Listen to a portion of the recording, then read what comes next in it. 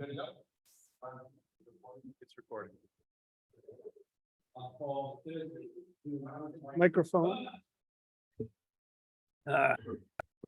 I'll call the Thursday, June 23, 2022 meeting of the Cumberland Planning Board to order. And attendance.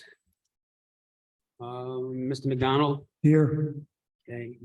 Mr. Butler, Here. Mr. Scown, Here. Mr. D'Ambrosia. Here. And Mr. Costa. Here. Okay. Absent at this point is Mr. Bush, Ms. Reese, and next chair is present. I'm sorry. Oh, and Ms. Rashich. Okay.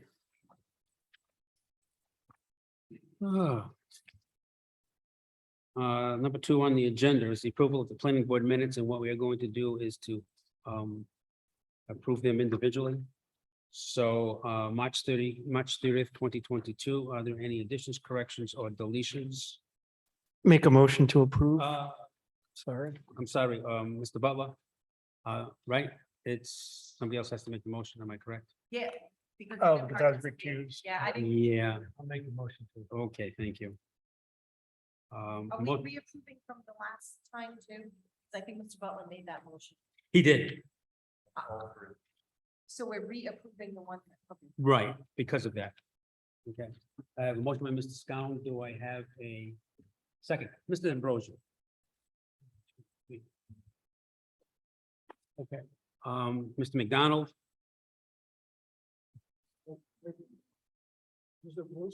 This is a motion for the March 30th, 2022.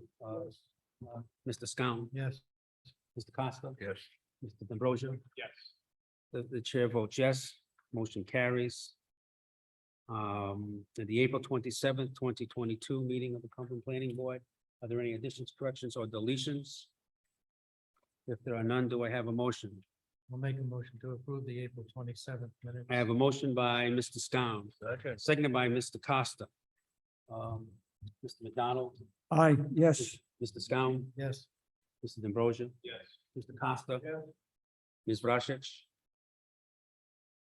Yes. Okay, thank you. And the chair votes yes, motion carries. And the May 25th, 2022 planning board minutes. Are there any additions, corrections, or deletions? If there are none, do I have a motion? Make a motion to approve the minutes of Wednesday, May 25th, 2022. I have a motion by Mr. Scown. Second by Ms. Rashich. Ms. Rashich. Mr. McDonald, Yes. Mr. Scown, Yes. Mr. D'Ambrosia, Yes. Ms. Reed, are you able and ready to go? Okay, you got a yes on the minutes? Yes, okay. And Mr. Costa, Yes. and the chair votes yes, the motion carries. A little bit of an explanation, okay? Yeah, and for the record, please note that Ms. Rashich and Ms. Reese have entered the chambers at 6:41 PM. Mr. Chairman, Yeah. my children are scholars at Blackstone Valley Prep, so on the advice of the town solicitor, I'm going to continue to recuse myself on the next matter. Thank you, Mr. Butler.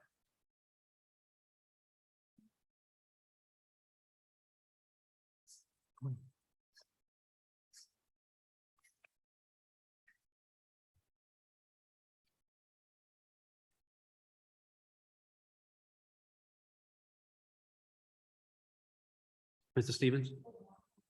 Yeah. Ms. Salvatore? Mr. Chairman, yesterday, no, Monday, what was it, Tuesday? Tuesday afternoon, Mr. Stevens received a request for a continuance of this matter. There are items in your packet that were submitted maybe a couple of weeks ago, within the last couple of weeks, that talk about revisions to the traffic circulation queuing plan. Mr. Stevens received that while on vacation at 4:15 PM. He sent it to us. Glenn and I drafted a letter because we don't want to get involved in the same argument as we have been at every meeting about continuances and how long the board has to review the matter, consider the matter, hear public comment, deliberate and decide.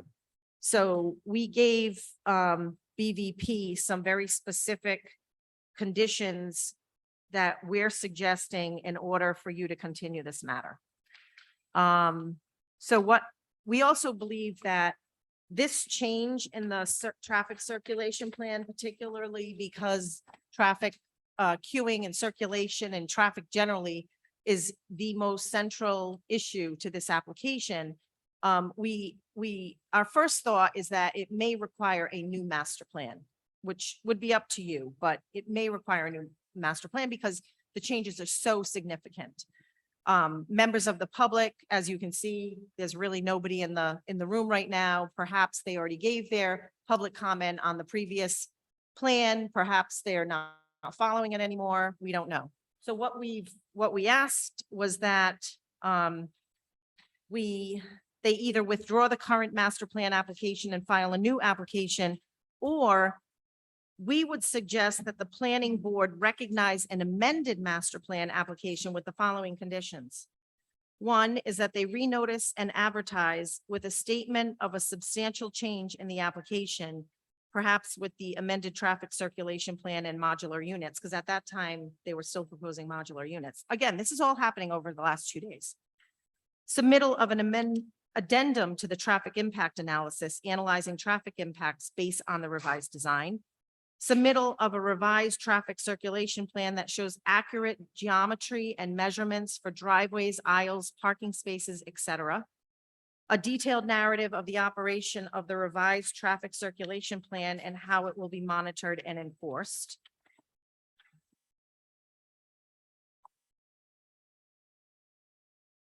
A project narrative of the temporary modular classrooms and how traffic, parking, drop-off, pickup may be impacted and how any potential impacts will be mitigated.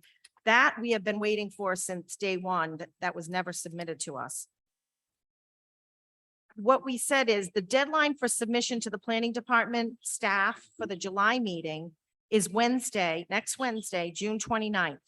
A review for completeness and adequacy, those items that I just named, of all submitted documentation would be issued by July 6th. And if the submittal is inadequate, times are extended per below. A TRC meeting would be scheduled prior to the July meeting because we expected that this would be heard at your July meeting. You would request that the planning board continue this application with an extension until September 30th for decision. And then deadlines for master plan submission are 4 weeks prior to the meeting, and continuations would be extended by 1 month for each delay. So every month that they delay, we want another 30 days because we don't want to go through this argument at every meeting for an hour talking about a 2-week delay. So with that, we got about 5 emails this afternoon talking about, we want a continuance. We want the meeting in late August. The deadline will be September 30th. And I said, no, you have to agree to these triggered continuances because we don't know what we're going to get from you. So these emails went back and forth. I'm going to read you the last email from Attorney Romano, who is now with Kelly, Souza, and Palmenter. Ms. Salvatore, I am in receipt of your reply. Let me try to restate. We are in agreement with the conditions of the letter relative to filing an amended master plan. We will renotice as indicated in Mr. Stevens' letter. We will address the traffic circulation issues in the manner set forth in the letter. We will cover the cost of traffic peer review. The modular classrooms will be removed. We cannot, however, have these items addressed in the timeline set forth. We are requesting additional time to accomplish this. With the new elements regarding the soccer field inclusion and single stacking of traffic, this obviously needs to be re-engineered. This cannot be accomplished by June 29th. We are requesting a continuance to allow us to submit for a TRC in late July and board meeting in August. We will agree to the decision deadline to October 31st, 2022. Please relate to the board that this additional time is required to accommodate the re-engineering required for the modification of this application. And then I sent my final email to them at 5:35 PM. The emails get a little sarcastic because there were at least 5 of them. I don't know what you are not getting. There are triggers for extensions. It may go past October if submission requirements are not met. Please see my previous email with the specific language we need. And that specific language is the applicant agrees to all of the conditions, timelines, and continuances as represented in Jonathan Stevens' letter dated June 23rd, 2022. The applicant will continue to cover the cost of traffic peer review. And I said, if I do not get the email as written above before 6 PM tonight, I will not be replying again. I will simply advise the board that we did not receive the requested agreement for continuances and the members can decide what they want to do. So as you know, because we've talked about this many times, I am concerned that you will not have enough time to digest the material and deliberate properly. At no time has this planning staff or this board acted unreasonably when it comes to reviewing this application. New material, new, the traffic queuing has been modified several times. I cannot put you in a position where you do not have enough time to decide this application, but yet they put enough on the record, right? So it's kind of like, it's procedural. This is what we have before us. So right now, you have a rudimentary plan for a soccer field that is an alternative that you know nothing about. You have previous testimony plans regarding the original proposal. It's up to you what you want to do. I think at this point, we are recommending that, you know, they're not agreeing to these continuances. So they're not going to give you the time you need. I'm afraid that at some point you're going to have to decide without enough information. So if you have any questions, I'm happy to discuss. But, oh, is this Mr. Romano? This is the Mr. Romano that I've been emailing with all afternoon. So if you want to give him an opportunity to talk, that's fine, but I'm done. Certainly, Mr. Romano. Thank you. I apologize for time and my attire. I did not think I was going to be here tonight. But be that as Just your name and may, Thomas Romano from the firm of Kelly Souza Parmenter for the applicant. thank you.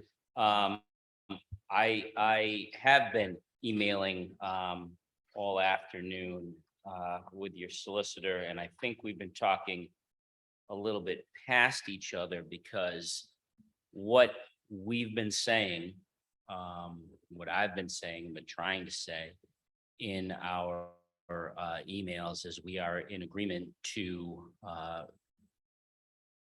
abide by all of the conditions that was set forth in the letter that was sent to us today.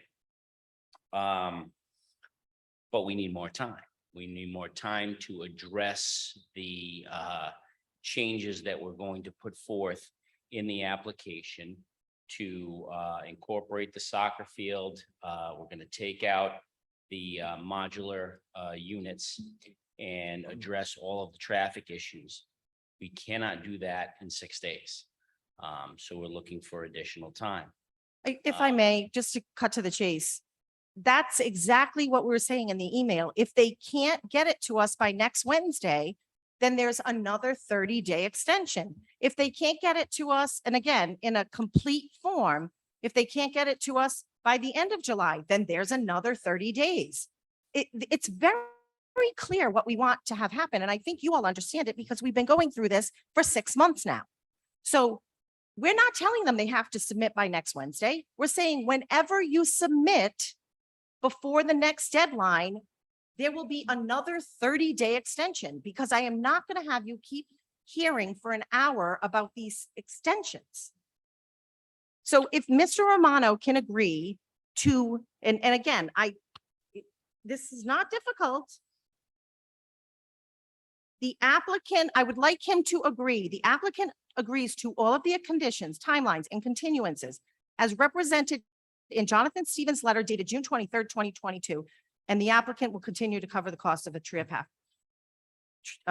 peer review. If they agree to that, we can move on. If he keeps wanting to state it a different way, we're not going to move on. And I don't want to do this for an hour. Okay, Mr. Romano. Yeah, and we didn't state it in a different way. That was addressed specifically. I said, we agree to all the conditions in Mr. Stevens' letter. There was.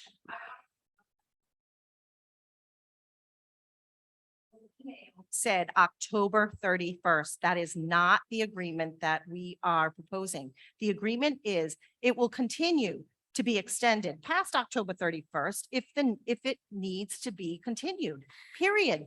It's a simple, if you don't want to agree to it, the board can make a decision tonight. If you do agree with it, then we move on.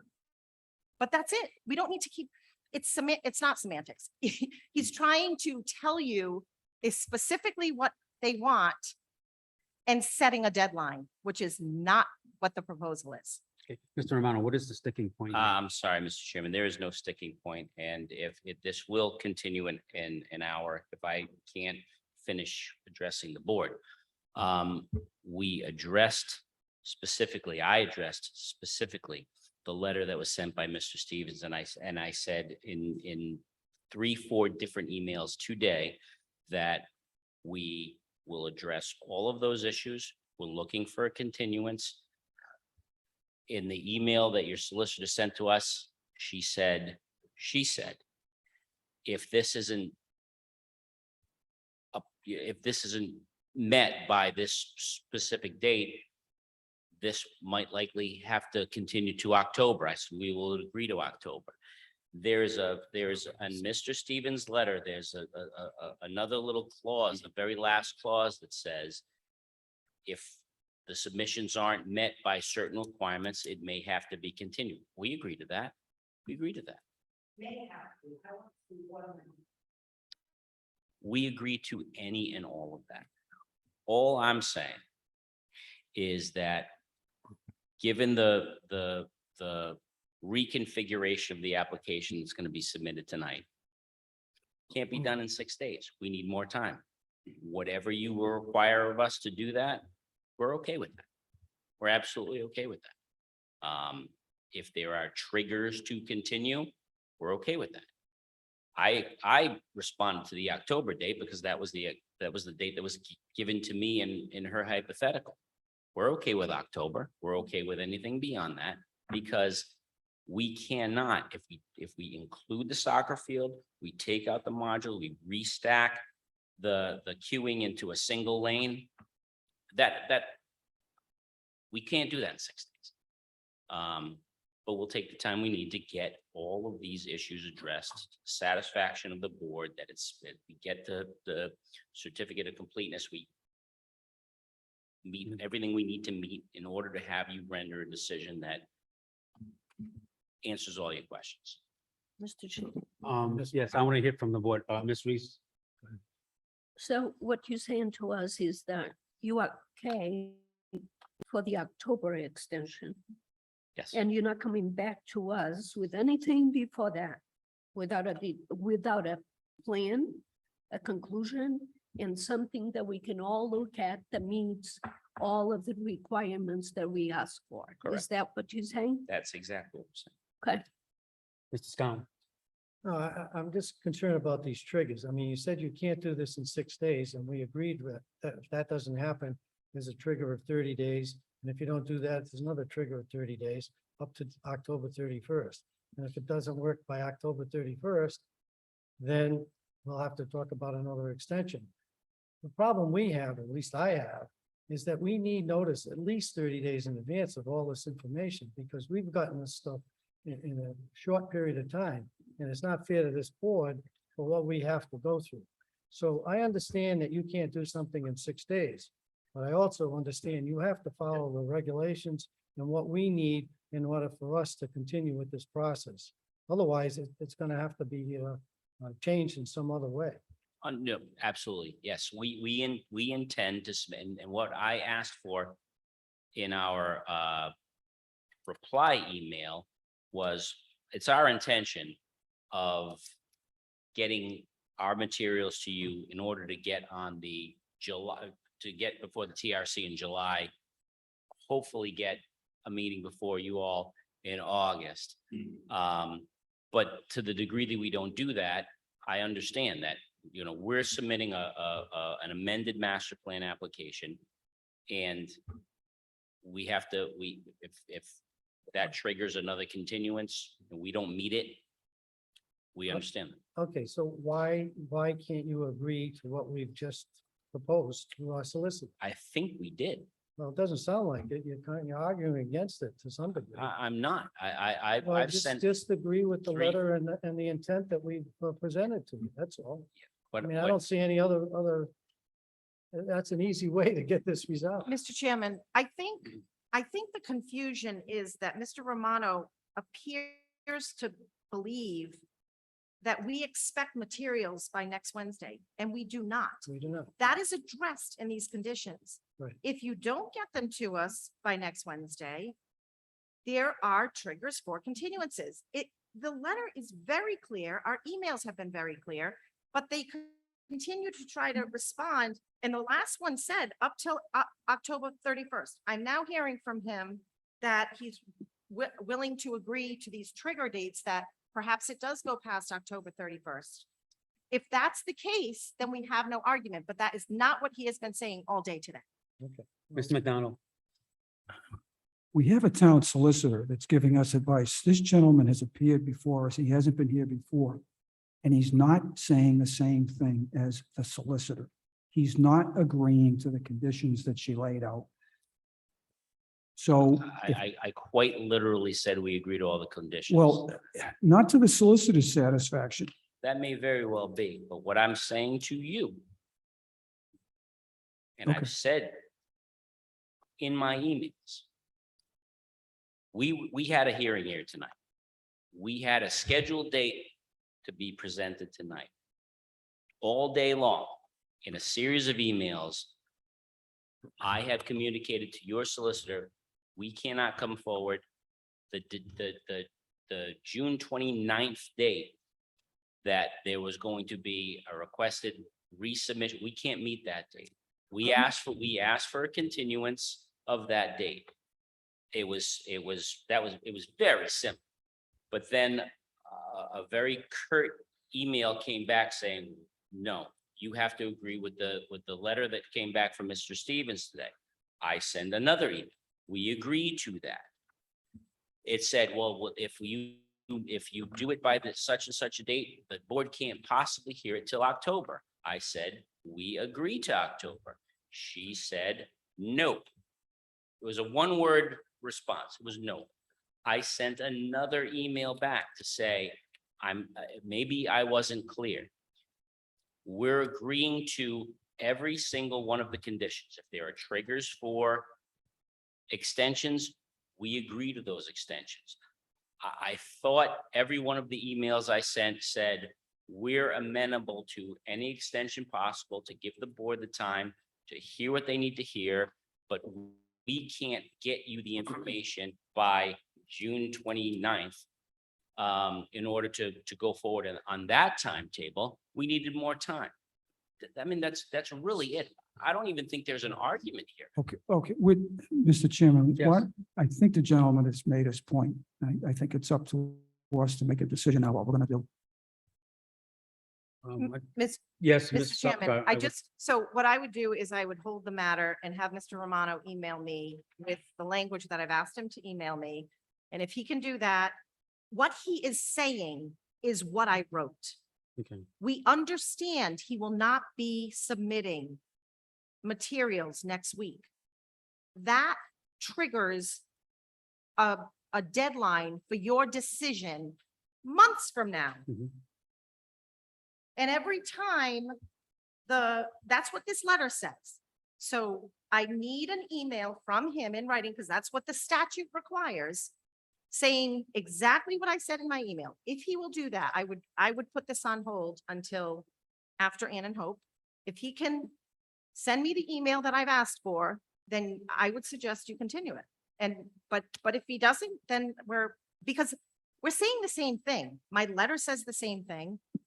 It does not require submission next week. My letter, or not my letter, Jonathan's letter does not require submission next week. It is a timeline because we thought that they were going to submit next week. Now they're going to submit the end of the month, which will require an August date instead of a July date. With that, the 30-day period will be extended to October 31st. Now, if they don't submit, then it might go to November 30th. Absolutely. But Absolutely. that's what this letter says. That's what we agreed to. I So- think we're talking past each No, other. so what I need, and I'm done talking. I need for him to send me an email that says what I asked him to say, which clearly adopts the conditions of Mr. Stevens' letter. That's what I need. So I would ask you to hold this matter until that happens. I agree with Mr. McDonald. This is going too far here. This is semantics again, legalese and all that stuff. So I make a motion that we hold this until further notice Well, from our solicitor. until tonight. I would take it up Until after tonight. Ann and Hope, and if I get that email, then you can continue if that's. what you Okay, I'll choose make to that do. motion. Mr. Costa? I just want to say just a few words. Mr. Romano, prior to your entering the chambers, our town solicitor went over your emails to her and her emails to you. Yes. And quite frankly, if she's not happy, I'm not happy. You either satisfy her needs on what she's requesting, or I'm not gonna go for it. It's quite cut and dry. And I sensed a lot of rhetoric in the emails that you sent. So I truly would like you to get together with our town solicitor. And whatever Mr. Stevens wrote in the letter, again, I'm being redundant, but quite frankly, I'm getting sick and tired of this. Because we're just going back and forth for hours. And I've had enough. Mr. Scown has made a motion to hold this matter until the end of the meeting. Yes, correct? Mr. Scown? Yes. Okay. Motion by Mr. Scown. Second. Seconded by Mr. McDonald. Any other discussion? Okay. All in favor? Aye. Opposed? Motion carries. Mr. Romano, let's hope we can make it work. Thank you. I will sit here in the front. Type in another email, say exactly what I believe we've said and what I've said to you tonight. And put on the record. Thank you. Again, if Miss Salvatore is happy, we're happy. Thank you. Okay. The next item on the agenda is public informational meeting, major land development master plan, project name Ann and Hope Mill Redevelopment, owner applicant Hartford Holdings LLC, location 100 Ann and Hope Way, assessors plot 11, lot 159. Mr. Modica. Thank you, Mr. Chair. Sure you're all familiar with this piece of property, home of the Ann and Hope Discount Store that was in business for almost 75 years before it closed right after COVID in 2020. It was originally built as a textile mill in 1886 by the Lonsdale Company and expanded to the south in 1901. The site is about 15 acres and the mill has about 300,000 square feet of floor area. The applicant is proposing to adaptively reuse this historic building by creating 21 rental apartments ranging from studios to 2 bedrooms. 20% or 48 of those units will be deed restricted as affordable housing.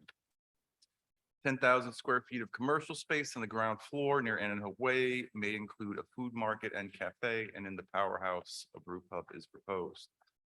Town staff have met with the applicants at a technical review committee meeting on June 1st, and we did not identify any critical issues associated with the project.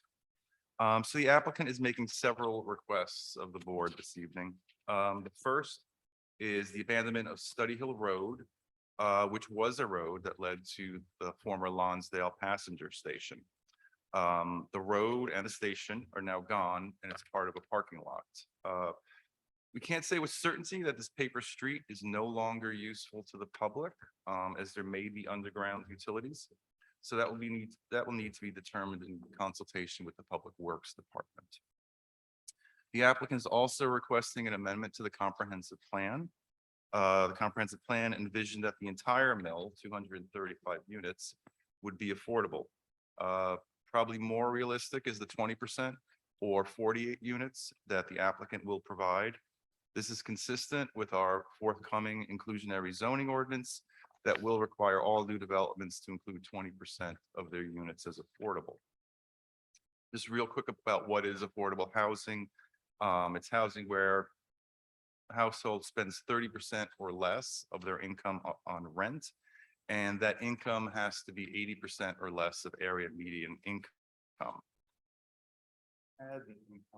Had the incomes with me, but for a single person, it's about $54,000 a year. For 2 people, it's in the low 60s, and for 3 people, it's in the high 60s. So households have to earn below that.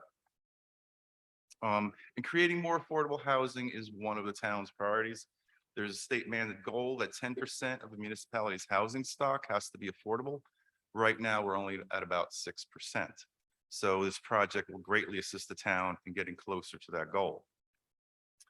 The applicant is also requesting a zoning amendment to create the Annenhope mixed-use district that specifies the types of uses allowed on the property, as well as relief from dimensional variances such as buffers and lot coverage, and also addresses parking and density, which I'll touch on in just a minute. The only aspect of this amendment that we disagree with is allowing solar panels to be placed on the roof in the future. We don't think it's appropriate for this modern element to be on a historic building. The applicant has submitted a fiscal impact analysis. So it's been estimated that when the project is completed and the building is fully occupied, there will be a yearly net benefit to the town of about $250,000.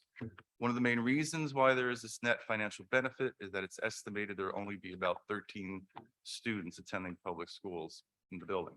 And this appears to be a realistic estimate. For comparison, at Ashton Mill, which has 193 units, there are only 8 students who live there.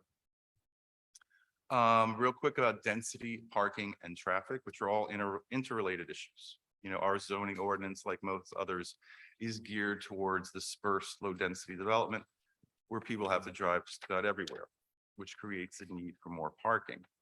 Here in Lonsdale and Valley Falls, we want to move in the opposite direction by creating a compact, walkable, mixed-use environment. On Broad Street, opposite Annenhope, there are vacant buildings, there are vacant storefronts. There are storefronts that have been converted to residential use. We want to change that. We want to fill up these spaces and make it attractive and vibrant and active for the community.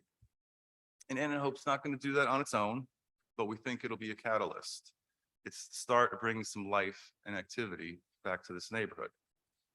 Annenhope, we feel, will be, excuse me, a key component of the economic revitalization plan and social equity plan that is getting underway right now for Valley Falls and Lonsdale. The purpose of this plan is to identify ways to retain existing business, attract new business, and maintain housing affordability in these historically working class neighborhoods. Speaking specifically about residential density, Lonsdale working housing across the street, those brick buildings, has the same density as what's being proposed in Annenhope. so it is consistent with the area. In terms of parking, there could be plenty of parking on that property, but we just need to work with the applicant to figure out how much parking realistically should there be. You know, parking requirements are more sorcery than science. We pick numbers based on housing units, square footage, or seats in a theater, but we really don't know how those numbers accurately reflect the use. So a solid justification how much parking will be needed will be provided to the board at preliminary plan. Just a quick word about traffic. Right now, the building is vacant. Something has to happen with the site. Any new use of this very large building on this 15-acre site is going to bring traffic. There's no way around that. I've said this before, that I'm not a traffic expert, but I've been out there sitting on the steps at the Blackstone River Theater several times at different hours of the day. I've been at the Stop and Shop parking lot watching traffic on Mendon Road. And personally, I haven't seen backups or delays on these roads now. I don't know about the future, but I do think the traffic study needs to take a closer look at Broad Street further down around Chambers, John, and Church to see how that busy intersection may be impacted, as well as when school is in session during morning drop-off and afternoon pickup. But I'll let Par discuss the results of that study. But overall, the planning department finds that the project is consistent with several goals and action items in the comprehensive plan, and the planning department recommends approval of the master plan with the conditions outlined in our memorandum. Board have any questions for Mr. Modica? Mr. DeRosa? The solar panel issue, is that a matter of preference by the town, or is that something that's mandated by historic or any other regulations? Well, I did work with the State Historic Preservation Commission, so we didn't want to see solar panels on the roofs of historic buildings when you can see them. I think you'd be able to see them 6 months out of the year when the leaves are off the trees from Broad Street, because it's a higher elevation. So I think there's some perspective. Okay. So, Mr. Chairman, I do want to be clear, though. So at just like any other use, if the use is permitted, the Historic District Commission would still review the use and the placement and all of the things that Mr. Modica is talking about. But the use would be permitted. I just want to be clear. It's not something. So the town council could adopt the solar panel use. I hope that answers your question. Yeah, I was just wondering about that because, you know, solar panels on the roof of a 4-story building might not be as, you know, visually jarring next to the architecture as the solar canopies over the parking. So because that was in there, I just wanted to ask that question.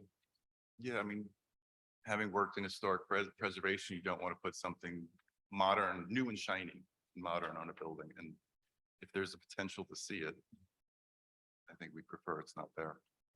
Thank you. Mr. Scown?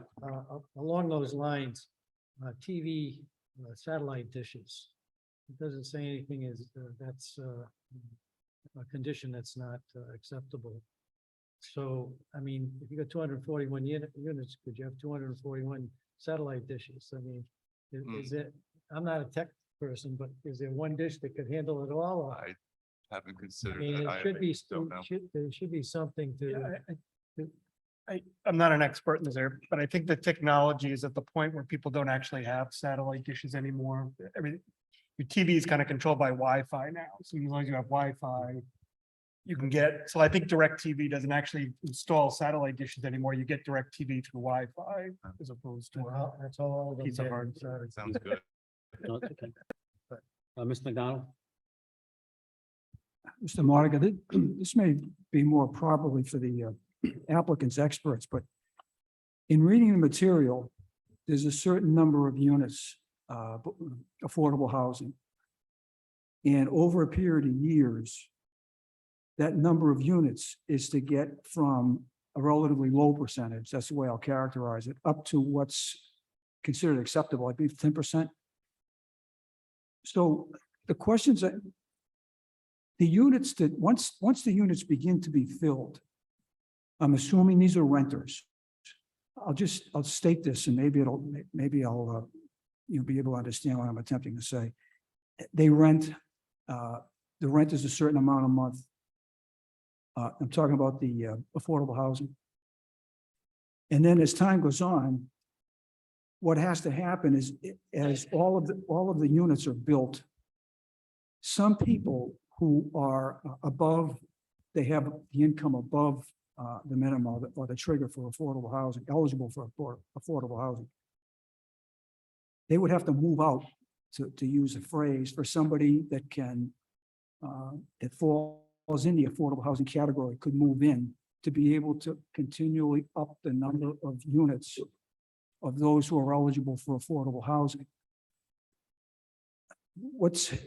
Do I understand that correctly? And the other question is, in conjunction with that, the people that move in, do they sign a lease? They're renting for a certain amount of time so that they have to renew it?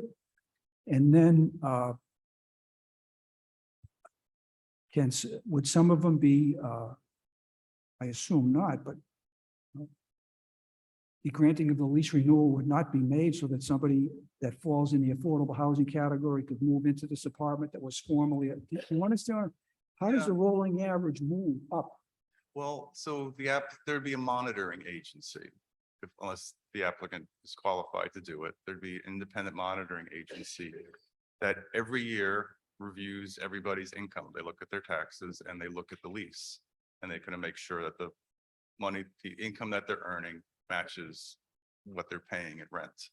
And they do that every year to keep those apartments certified with the state. Does that get there? Thank you. Anyone else with questions? Well, good. Thank you. Thank you, Mr. Modica. Mr. Goodyear. Chair also recognizes Mr. Mancini's in the audience with us. Yes, long time no see.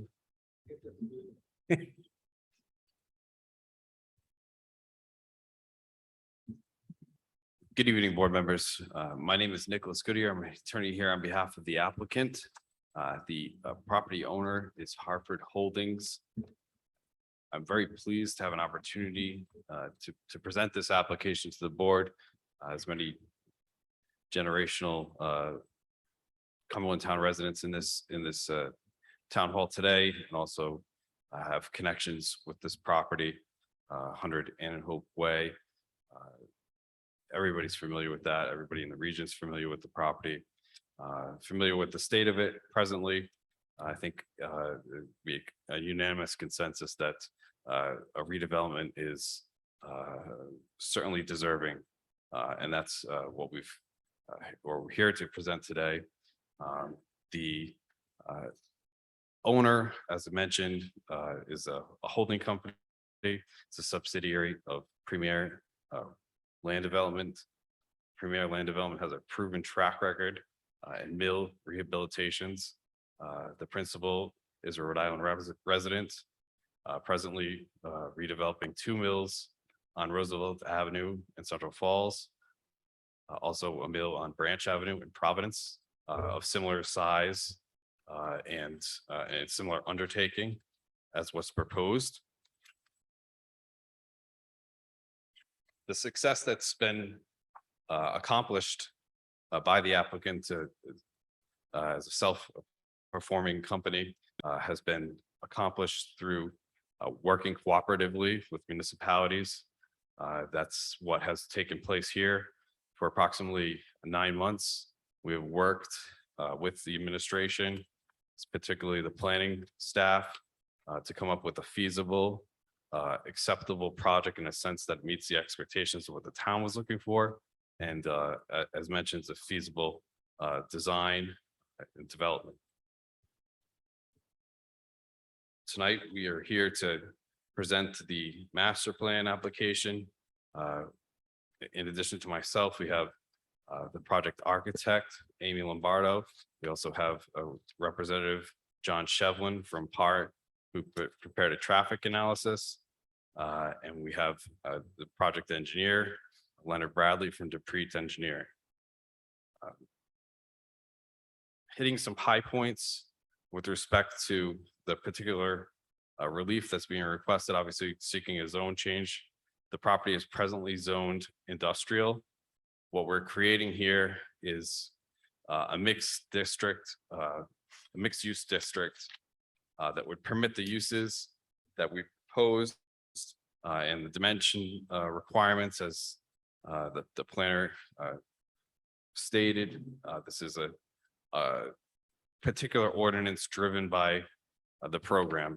We will have the architect walk us through what's proposed, uses in different parts of the building, different parts of the property, and the zoning amendment, which is presently before the council, tracks that and will permit that development in accordance with the plan set. In terms of the comprehensive plan, for nearly 20 years, the comprehensive plan is called, for over 20 years, quite frankly, has called for that site to be developed for residences. It hasn't never happened. It's called for 100% affordable. So here we have a developer who's prepared a feasible project, reducing the amount of affordable to something that is higher than what the state mandates in terms of what municipalities are required to have, higher than any town regulation imposes, but comports with what has been discussed and like will be part of a town ordinance. So this will assist the town in getting to the minimum 10%. That's the only adjustment to the comprehensive plan. So the fact that the property has been identified as to be used residentially demonstrates how this project promotes the comprehensive plan, in addition to many other goals and objectives of the comprehensive plan, which have been discussed in the staff report. Also, we had Pimental Consulting develop a zoning consistency analysis and comprehensive plan analysis with respect to the two applications that are pending before the council, amending the zoning ordinance and the comprehensive plan. In terms of the process, this is the first step on a road that will lead us to the council. And in advance of returning here with a positive result from the council, we will advance before the Historic District Commission and the Conservation Commission for this proposal prior to coming back for the preliminary plan application. So the submission today is, although comprehensive, is still conceptual. So keep that in mind, that we will have advanced and detailed plans generated once the use and densities are permitted, in terms of what will be prepared, is, full site engineering, definitive parking plan layout, finalized landscape plan. So this is a continuing evolution of a project plan set. It is a great proposal, and I think after you hear the experts and we walk through the proposal, it is fitting. It has been tailored for this site, and that has been accomplished through input from the planning department. As mentioned, we did go to TRC, got some feedback from the Public Works, Police Department, very much in favor of updating the site, not concerned about traffic with respect to the traffic report. So we're eager to continue along in the process. I will just respond briefly to Mr. DeBroja's comments about solar. There's no solar proposal presently integrated with this project. In the event that solar was investigated as a potential use after build out, either in carport or roof, that would require a trip to the Historic District Commission and further analysis. And with technology advancing, we are confident that any approval, perhaps with redesigned tiles, wouldn't be disruptive of the view or the architecture or the facades of the structure. So we think that the draft zoning amendment as prepared with the use table integrated in within it is appropriate to be advanced without the elimination of that at this point. Mr. McDonald, concerning the monitoring agent, you have to report on an annual basis with Rhode Island Housing to keep the number, report it back. And there's annual reporting. That's how we know what percent that we're not meeting the 10% in Cumberland now. That takes in existing rental units and existing deed restricted houses or single family houses. So there's reporting required, and that number can fluctuate given the state of affairs. So with that, unless anybody has any specific questions on process or procedure from a legality standpoint, I'd like to move to have Ms. Lombardo from ZDS, the architect, walk everybody through what's been presented as the concept plans. And then we'll move to hear from Mr. Bradley, just concerning existing conditions, the site survey, et cetera. And we will also have, as mentioned, PAR through John Shevlin, discuss the very developed traffic impact analysis that's been submitted. I did, before we move to ZDS, which want to mention in terms of the Study Hill Avenue, that does appear on some town records, although in other paperwork it's referred to as a private drive. As mentioned, it likely served the platform trackside.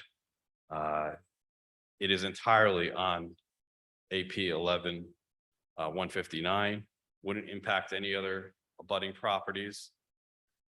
It's not maintained by the town in any shape or manner. If you're, I'm sure you're all familiar, it's basically the parking lot towards the front of the building. Essentially, what we're requesting will clean up the site in terms of title and financing questions down the road. So again, any questions at this point of myself? Board have any questions for Mr. Goodyear? Mr. Just Butler? one quick, and it's more out of curiosity. Does the applicant own the land on the other side of Ann and Hope Way? So there's like the employee parking lot, and that's not. part of No, any of this? no, this is all central to 15 or just over 15 and a quarter acres on the south side of Ann and Hope Way. The selling party in the transaction retained ownership towards the north side of Ann and Hope Way. Other questions? Just curious. Mr. Costa? Just curious about the huge tower that's on the property. The, looks like, is that a silent smokestack?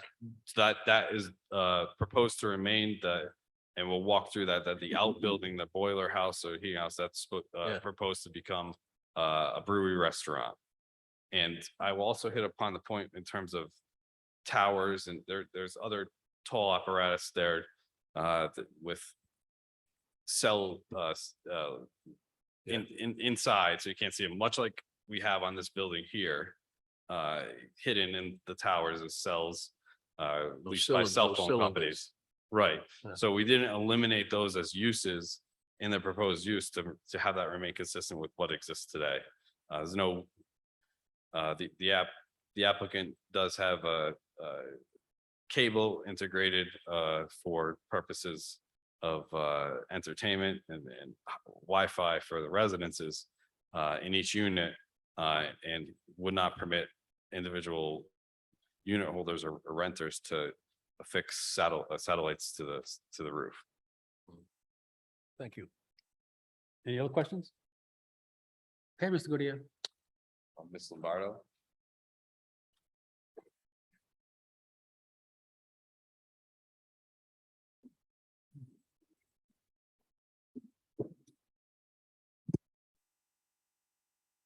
Amy Lombardo Oh. with CDS Architects. Glenn, could you help her, please? Oh, yeah. Oh, There we go. Is that better? okay. Amy Lombardo with CDS Architects. I'm principal of the company. Glenn's going to help me put up some slides. This has been submitted to you in advance. It's a fairly straightforward building footprint. It's my pleasure to be talking about the Ann and Hope Mill with you, because this is a beloved structure in Rhode Island. But it is a pretty straightforward plan, which will make my descriptions of it fairly easy and quick. So we should begin with the site plan, please, if you would. Thank you so much. This is the proposed site plan at a conceptual level that was included in the package submitted. The structure is a long and narrow structure built in mid-1800s. You'll see that there's ample opportunity for parking on just about all sides. The east side is a little snug. That's on the far right hand of the page, but on the north and south sides, there's ample room for parking, and that is how it exists today in a large swath of asphalt. The site plan would hope to balance parking with some green space and hopefully return some greenery back to the zone. I think that would benefit the neighborhood, the tenants mutually. And so I'll leave conversations about the parking numbers to the site experts on the team. But you can see here, this is starting to illustrate a good balance. This illustration of this master plan also shows a dog park on the far right-hand corner. Thank you so much. That is intended for use by the tenants. The small building that is a square to the top of the page, that is the boiler house that we had just started to touch on. That is a separate structure. It used to be the boiler house for the mill, serving the mill, and that has the tower component to it. At the moment, that is not a good fit for multifamily residential and would be a phenomenal fit for a food and beverage service type. They mentioned a brewery would be the ideal future tenant as currently envisioned. The rest of the structure would be for mostly multifamily. I don't have an exact percentage, but as we start going through the plans, you'll see it is predominantly multifamily with a few sparse locations for commercial uses where it makes sense in the structure. Look at the first floor plan. Thank you. Oh, that's perfect. This is the basement plan, and I'd love to start here, actually. This is the basement plan. Again, you see this elongated, narrow structure. It is predominantly underground. It does have some access points that are almost on grade on the north side. That's the top of the page, more or less. There is a few purple rectangles. Those are the beginning as the grade begins to work in our favor. And there are some windows in that location. That is where we can see the beginning of some useful multifamily space. So those units are proposed 1-bedroom units. The rest of the basement can be used for mechanical space, which is lovely, and a future not yet identified commercial tenant if needed. But no other additional multifamily residential units in the basement. Next plan. As we move up the building to the next level, the first floor plan, you can see it's organized around a center corridor. That's a double loaded center corridor, pretty obvious solution to the floor plan and very common in the mill buildings that you probably have seen around New England. Focusing on the left-hand side of the page, the two pink locations, those, thank you very much. We propose that a food or beverage tenant would do well on the edge component there, which is close to Ann and Hope Way. That's the closest portion of Ann and Hope Way. That could serve both the community and the tenants and would be a wonderful way to activate the neighborhood. In addition, a small boutique marketplace tenant on that side. Again, retail, not yet identified, but in concept, it would be lovely if it could be a retail tenant for commercial space there. Then there is a sea of marching units as we go down this long, beautiful mill facade, where we're taking advantage of the cadence of the historic windows that are there now. And we are not proposing any major disruption to the window pattern on the mill. In fact, we're going to be restoring it back to a state that would be more historically appropriate. What we'll be doing on this first floor level, as some of you may be familiar with, there's a mixed bag of 1970s, 1980s, sort of one-story add-ons to the storefront level that got people in and out of the retail of Ann and Hope for several decades. We'll be taking those components off as they are not historically significant, and bringing it back to the original historic brick facade, and returning back to the facade the windows that had been closed in previously. So it'll be transforming it back to its original majesty, if you would. The units are served by vertical circulation, which are in towers along the mill right now. They're the little gray squares that are sort of lobbed onto the edges. Yes, thank you. Wonderful. And those are dispersed throughout the floor plan already. Those are existing stair towers, and we'll be revitalizing those and reutilizing those. But in addition to that, we'll also be including 2 new egress fire stairs. Those are internal to the structure to improve egress capacity and fire safety. The main entrance is on what we'll be designating as the main entrance is on that first floor level, very close to what was the main entrance of the original Ann and Hope retail stores. There you start to see some pink squares that will represent the start of some amenities for the tenants, such as a mail room, a leasing office, a fitness center, a lounge capacity. There's another one that just says amenity. As we develop these plans further, these type of amenities will be more concrete as we move along. Next one. As we move up the building, the second floor looks much the same as the first floor, served by the existing vertical egress stairs and 2 new internal egress stairs. We have a mix of units. As you see, these colors change.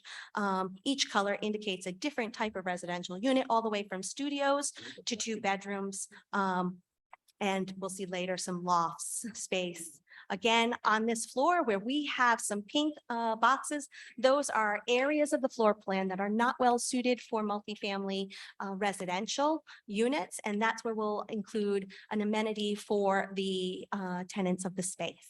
Next floor up.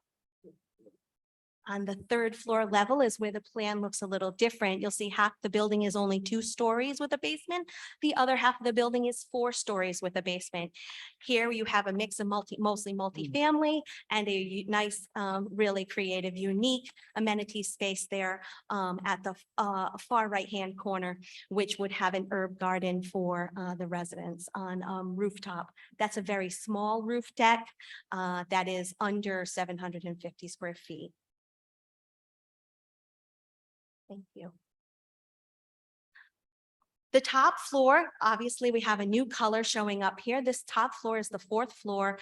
The roof is slightly pitched, but that slight pitch is just enough to get us that extra headroom that we need to create a loft bedroom type units. So those would have, those units have a slightly smaller footprint, but an extra bedroom area above them. So on the 1st floor, you have living and kitchen and bathroom, an internal stair in each unit up to a bedroom loft that takes up just about half of the floor space below it.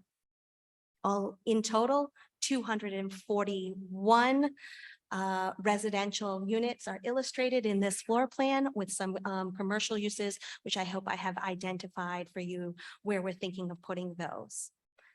It is a fairly straightforward building. If we could go to the last slide, please. A little visionary slide was included for you. And that's just to help think about at the entrance of this building and the entrance of this development where we could have a cafe or a commercial tenant take over that space. That would be wonderful amenity for both the tenants there and the people of the community. I think it would be wonderful for the neighborhood. I hope that gets your ideas flowing. That covers what I had to present for you tonight to walk you through. If you have any questions about the the plans or the proposed plans that we've submitted that I can answer. Board have any questions? I've got one, Sure. okay, and Mr. Goodyear may remember. What's gonna happen with that shopping cart conveyor? I'll ask my team to correct me if I'm wrong, but as I understand it, it is not remaining. Do you remember? It's still there now, Yeah, it's though. still there, yeah.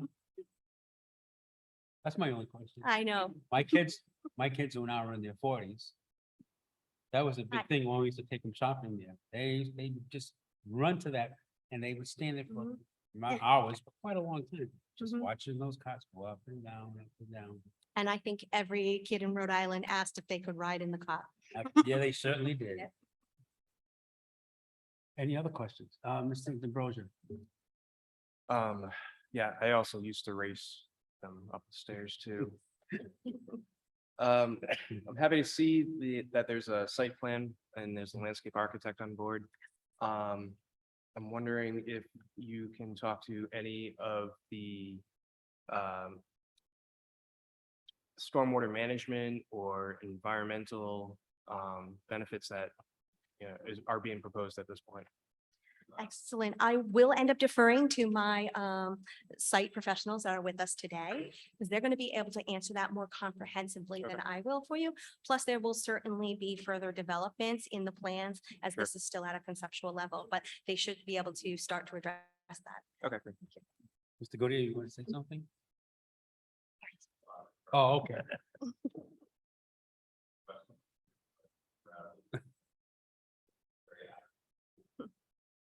Any other questions? Okay.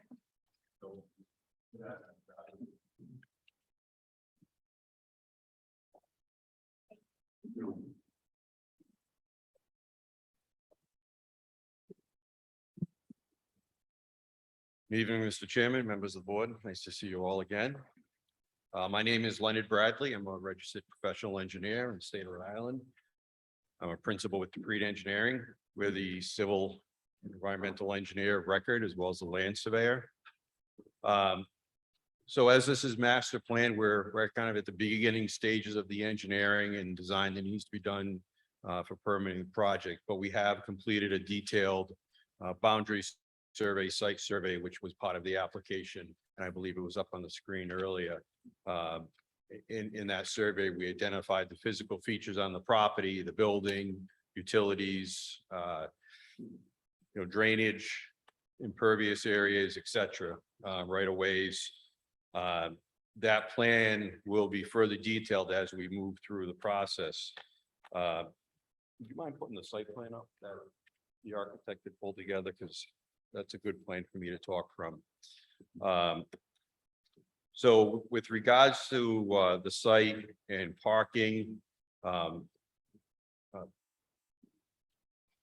the narrative that was submitted has done a very good job breaking down the parking demands. As Mr. Goodyear indicated earlier, there's more than enough parking on site to provide ample parking for all the users, just with the extensive asphalt that's there. So this is a good plan because this shows kind of at a snapshot what we would anticipate doing to bring more green space back to the site, which would address the drainage and the coverage. Obviously, the asphalt creates a lot of stormwater runoff. There's also a lot of pollutants that are associated with that asphalt surface. So by removing the asphalt, it cuts down on that stormwater. The state of Rhode Island in 2010 passed a new stormwater design requirement, and our intention would be to comply with that requirement. There is drainage on site today. That old right of way, that private right of way that we called out, there are drainage structures that exist in that area. So there is drainage that's working on the site as we go forward. We'll analyze it, see what it's doing, and we'll improve it. This site would be considered a redevelopment site under the stormwater requirements, as it's more than 40% impervious. Today, the site is generally about 85% impervious, that including the pavement and the parking. So what that means is any increase in pavement would require that we treat it for water quality. But in this case, we're actually going to be decreasing. So the combination of decreasing the pavement and adding landscaping in the parking, potentially some type of infiltration system, where there's landscaping would be ways that we would improve in the stormwater and management. So there's a lot, that's all lies ahead of us. There's still a lot of work to do. And when we come back for a preliminary plan, we would present all that to you. I'm a Rhode Islander, born and bred here in Cumberland. My mother used to drag me to Stop and Shop when it was there, and I did get to ride the carriage down and that's why I am like I am. I'm only kidding, but so it's wonderful to see this great building being used for something that the state's in desperate need of, which is housing. So I'm here. If you have any questions with regards to the engineering, site civil engineering, I'd be more than happy. John Shevin will address anything that's traffic related. I try to address traffic for him sometimes, but he doesn't like that. So, but anything site civil drainage, I'm more than happy to answer. Board have any questions? Just a question about parking. Yes. Is that okay? Where the beer garden, where The beer garden? boiler building. Oh, we can call it the beer garden. I like that idea. Yeah. The parking that's there, is that going to be sufficient in that particular area to the left of the building? Or are people going to spill over into the other area where it might be tenant parking? I'm just curious. So that's actually a great question, and that's something as we get further down the design, we'll look at that closer. There is a breakdown that Mr. Goodyear provided in the narrative that shows that, the restaurant cafe, if that is in fact what we call in the beer garden, that's about 5,400 square feet, which require one space per 300, which means 18 spaces. So you got more than enough. But what I will say is, as a tenant becomes known and you see what their exact requirements are, then we can assess the parking layout in more detail and provide more if needed. And it could even be split between, the upper and lower levels as needed. Mr. McDonald? I'm all set, Mr. Chairman. That was my question. Ms. Reese, do you have a question? Yes, I have a question. Yes. What are your plans for landscaping or around or along the railroad? Are you fencing? Are you? So, that's another great question, and that's a detail that we still would want to work out. My recommendation would be to have some type of barrier there, whether it be a vegetative or fencing or combination, just because of safety with the railroad. It's not like the commuter line, but you have freight that runs there at least once a day. So we will want to have some type of barrier, safety barrier. And you can see it along the bottom edge of the parking where we're introducing landscape islands, along the row of parking. So those would all be, filled in with street trees and shrubbery. And I would imagine that we'd have probably a 5 to 10 foot green space along the right of way that we can do additional buffering. So that's something we can look at as we go forward between working with the architect and the landscape architect. Mrs. DeRosa? So the site has a lot of grade change from the upper left-hand corner down to Yes, south. There's currently a lot of really large walls. yes. Now, I'm assuming they're not going anywhere, but are there any issues that you foresee with any So, major structural issues or? So that's something we still need to look at. That I'm not sure if that's happened yet, but given how long the walls have been there, I don't believe there's any issues, but we will go and do, the team would go and look at the walls to see if there's been any movement that requires attention. I'll be honest with you, I don't remember the type of construction, if it's poured concrete or masonry block stacked. But we'll look at it and make sure that, there's no safety issues, because if we're gonna have equipment on site doing site work, might as well fix it at that time. Sure.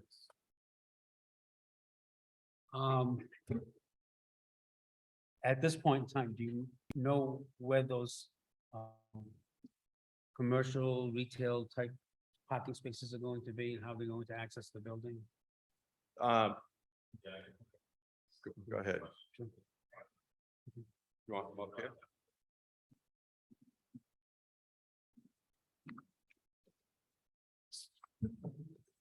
As mentioned, where we are is at the conceptual stage.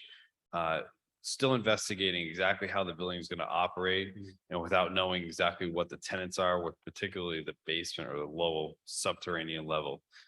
So presently, the concept is to have residences park to trackside. And what we're suggesting is about 250 spots, which would be planned bottom in this, restricting that or utilizing that as residence parking. On the other side, towards Broad Street, that would be used for commercial or public parking to utilize the basement level, also the brewery restaurant facility. We've designed it or are working towards finalizing a design at preliminary that would have essentially 200 spots towards Broad Street and 250 spots towards the trackside. That number has been developed as a table in the narrative. It's been developed based on the premier land developments, other developments, what they're seeing with respect to numbers in terms of unit counts, uses, et cetera. We will earmark areas for additional parking in the event that they need to be developed. But the goal is obviously to reduce impervious surface. So in the next stages of this design, the evolution of this design, we're really going to refine how this building will operate in terms of entrances, hopefully start trying to identify official users to determine exactly what they need for parking. Would they like, a separate, we have a little bit of ways that we can configure towards Broad Street. Once that's ironed out, we will have a fully developed landscape architecture plan. We have Diane Sulitz's firm involved. That's been suggested that we have a condition imposed that preliminary plan. We have a landscape architecture, landscape plan. We have no issue with that. In fact, we have a preliminary plan here. So it'll be certainly upgraded configuration, parking. In the narrative, we've outlined what code would call for. We can fit that. It's an exorbitant amount, especially when you're thinking of mixed use where you have other municipalities adopting this concept that is like 1-for-1 because, with in a high likelihood of somebody going out to work, that opens up the spot for the commercial use that's open during the day, and you switch it out. You don't need all the parking that the code dictates. That's where we are. We can fit a lot more, and we're going to open up with what we think it'll demand and have another 150 spots, places earmarked for that if it's necessary. Because what I was thinking of is that once you have residents there, they're gonna want to protect their spots so that people who are there for retail purposes aren't parking in their spot. That's what I was thinking that, maybe that's something, And that's a points obviously well taken. This facility will have somebody present and it's constantly surveilled with video cameras. It's what he has, what the applicant has at other similar facilities. And really, we're going to be paring down on the design, again, where the entrances are going to be, because the intermingling of those, as you look to rent this apartment, you want your car to be safe overnight. Actually, that was discussed at TRC with the Captain Iozzi, is where we're going to be. Can we reduce the amount of access to places where residents are going to be parking overnight and free up spots spots so that where the commercial users would be using it a day, easy to in and out. And, you know, whether we're gonna have a key fob area to get into the residential parking, that's gonna be investigated. It might, that's what's done in a few developments that are operated in. It could be that the trackside is operated that way, so you have to have it's residences only. We're just ironing that out because there is an entrance to the lower level that's all the way to the right of this plan. So it depends on kind of what tenants we're gonna use, where we're gonna be directing pedestrian traffic from the vehicles. Board have any other questions? I just, Ms. Reed? so are you planning or are you thinking about assigning parking spots to the tenants, like numbers, the unit number to that spot or? And it doesn't get to that level of detail, but one spot per unit. That's what is done in the other, one spot per bedroom. That's what he, what. the But not, applicant does. not really Not assigned a to- particular spot, no. No, It could, it's a lot of units there would be, I'm familiar with other developments, very, very close to this one, and it's usually assigned, so.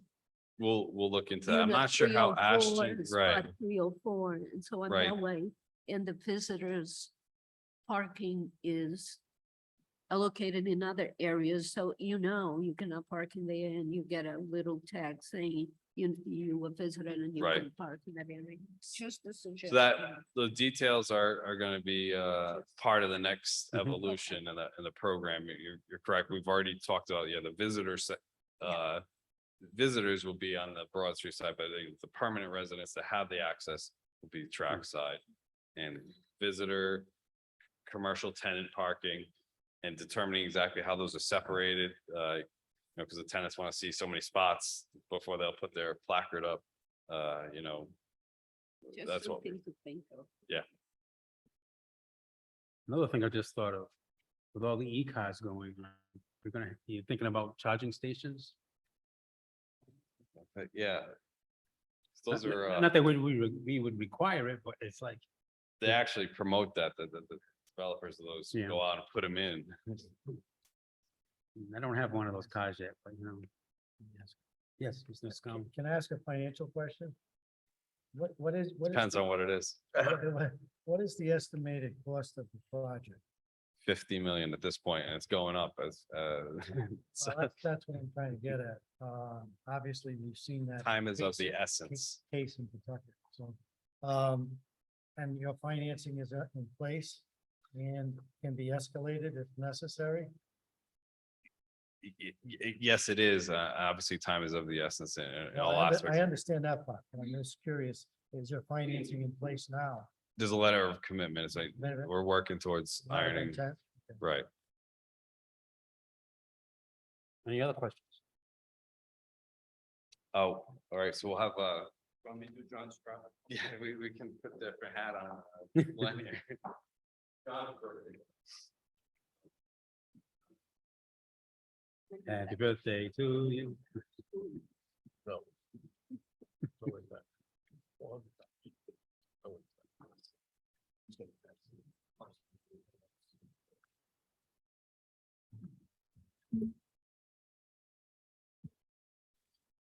Mr. Costa, I thought your phone, we were setting it for when I got up here, but it went off a little early. Mr. Shevlin, it's a pleasure to have you in front of us. Thanks. Appreciate it. Brings back memories. Yeah. So good evening. For the record, my name is John Shevlin. I've been employed by Park Corporation for 32 years. I've been performing traffic related work for pretty much all those 32 years. Graduate of University of Massachusetts with Bachelor of Science degree, also have taken traffic and engineering classes down at Georgia Tech and University of Rhode Island. Professional engineer in the state of Rhode Island, and I've testified in pretty much most boards in the communities in Rhode Island. So been a Cumberland resident for 28 years. I do not remember so much as far as the operations inside. I do remember the building, but I was too old when I got here, I guess. So, but I do know the property very well. I know the surrounding area, which helped us in regards to doing the traffic study. PAR was asked to do a traffic study for this. We first did a traffic impact assessment about a year and a half ago for the chases. I don't know if that was ever submitted to the board or not, but they were really doing what Mr. Monica did. We looked at the intersections around the area, see how they operated under existing conditions. Then we also went ahead, we just took a look in regards to the development that was there, how much traffic could be generated with that previous use, and also what is could be generated with this use. And we found that the traffic for this development is certainly significantly less. I believe it's about half of what's was generated before. Had a lot of conversation with the chases, had conversations with the gentleman who used to collect the grocery carts. I know there's a lot of parking that went on up on Broad Street, picking up grocery carts. So I know there's the development that was going on back in the days, certainly generated a lot more than what's going to be with this proposed development. So as part of the study, we did study the surrounding streets and intersections as part of our analysis. We looked at Broad Street in the area of the site. We looked at Mendon Road in the area of the site. Then we looked at Ann Hope Way. We also looked at several intersections. We looked at the Broad Street and Ann Hope Way signalized intersection, Broad Street and Ann Hope Driveway, which is also a signalized intersection adjacent to the Ann Hope Way intersection. We reviewed the Mendon Road at Broad Street signalized intersection, and we reviewed the Mendon Road at the Stop and Shop Plaza, which is unsignalized, the main one that goes in by Stop and Shop. We also looked at the southern side entrance, which is signalized. And then we did look at the Mendon Road and the Anna Hope Way. So we did take a strong look in regards to all the intersections in the area to get a good idea in regards to what's current.